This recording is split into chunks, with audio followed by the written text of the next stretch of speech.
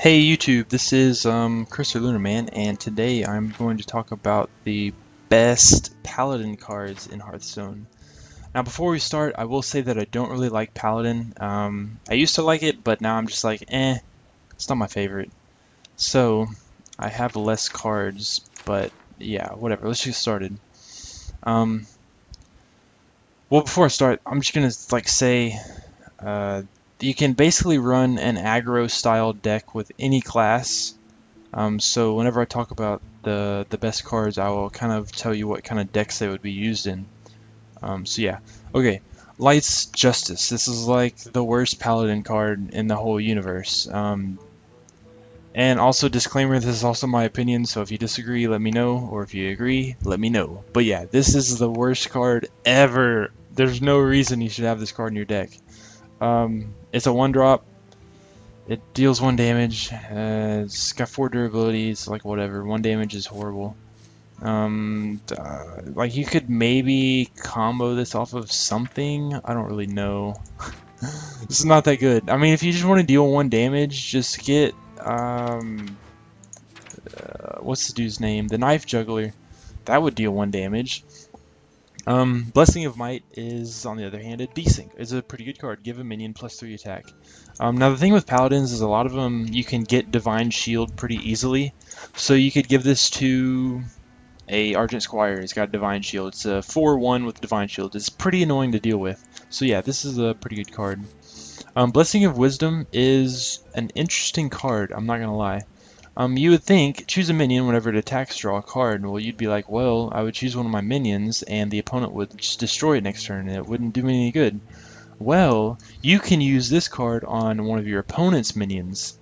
Say it's a minion with Wind Fury, or it's a minion that you think will live past 1 turn, or say it's a really crappy minion that you're not going to kill. Well, boom, you could potentially have infinite card draw. So it's an interesting card. Eye for an Eye. Now Paladin has a few secrets. Some are horrible and some are good.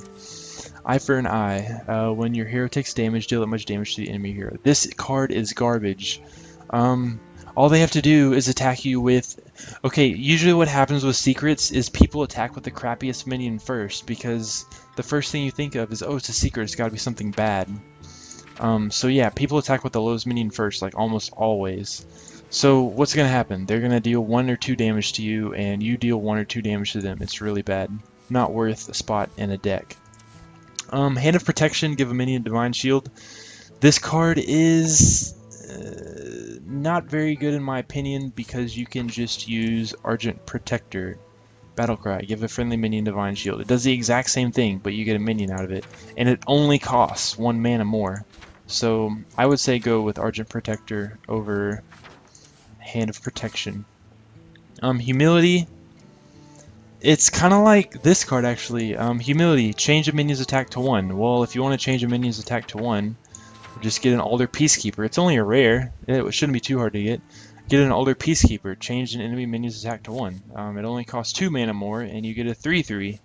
So this card isn't really necessary either, in my opinion. Noble Sacrifice. This is, in my opinion, the best Paladin secret. When an enemy attacks, summon a 2/1 defender as the new target. This card changes the momentum of the game sometimes. Like if the opponent attacks with a small minion, then this will probably kill the small minion. Say the opponent attacks with a big minion, well, this will do 2 damage to the big minion, which is good for you. But say you have the weapon, I don't know what it's called right now, but I will show it to you soon. Say you have the Paladin weapon that gives a minion +1/+1 whenever it's summoned. That means that this card will summon a 3/2 defender instead of a 2/1. And then this could mean that if the dude attacks with a 1 attack minion, then this just gives you a free card. This just gives you a free minion on the board. So after the attack, you'll kill his minion, and then you'll have a 3/1. I feel like I can't ramble on, so tell me if anything doesn't make sense. I'll explain it more. But this is one of the best secrets in my opinion. Redemption. When one of your minions dies, return it to life with 1 health. This is a pretty good card, in my opinion. I'm gonna say in my opinion a lot. I'm sorry. But say you have Harvest Golem. they kill your Harvest Golem. I'm pretty sure that it comes back to life as a 2/1, and it's still the Harvest Golem, and then it can die again, and then go to the Damage Golem. So this is it's not a bad card. Repentance. When your opponent plays a minion, reduce its health to 1. This is also not a bad card for 1 mana, but you could also just run Equality, changes the health of all minions to 1. So you're seeing a lot of cards that do the same thing in Paladin, but this card is not that bad either. I don't really know why you would run a Secret Paladin deck. Maybe if you ran Secret Keeper, but that wouldn't be that great. Equality, this is an amazing card. It's ran in most control Paladin decks, I would say, and maybe even some aggro. Because the combo with this is you change all minions to 1 health, and then you use Consecration. So you just wipe your opponent's board clean, no matter what he has. Holy Light, just like any other heal card, it's pretty decent. I would probably put 1, not necessarily 2, maybe 1 in every deck, every Paladin deck. I've already talked about Argent Protectors. It's actually a really good card. I would probably enchant this, one of the first cards you get. Divine Favor is actually really, it's pretty good too. Draw cards until you have as many in your hand as your opponent. This is most effective in aggro Paladin decks because you're dumping your hand because they're all low-cost minions. So say your hand's empty and the opponent has like 4 or 5 cards, well boom, that's like 4 or 5 cards for you. Elder Peacekeeper, already talked about him too. It's a pretty good card. It makes big minions pretty much useless. All they are walls now. This is a really situational scenario, but this card is hilarious to use if the opponent plays a... what's it called? I can't think of the name right now, but it's the 6/5 or it's the 7/5 minion that makes your own minions cost 3 more. What's it called? It's a 5-drop. This card. If the opponent plays Ventureco Mercenary and you change the stack to 1, it's a 1/6, and then it has the negative effect on the opponent. So you just like disregard this card, and your opponent's like screwed. They're like, oh F me. But yeah, Elder Peacekeeper's a pretty good card. True Silver Champion, arguably one of the best weapons in the whole game. It's just an amazing move on turn 4. It's basically a 4 minion with charge, so yeah, it's pretty good.